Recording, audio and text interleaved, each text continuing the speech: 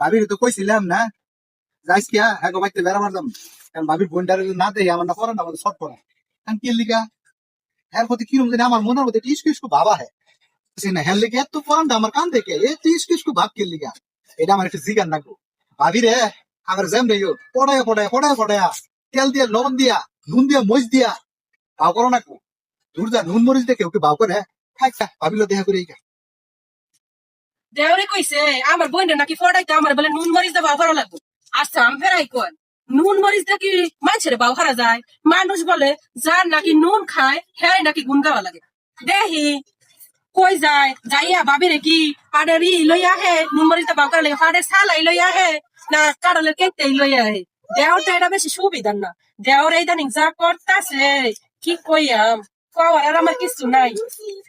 দেওরের লেগা সত্যি আমার বোন তো দূরের কথা, আমার বোন না ডট কলা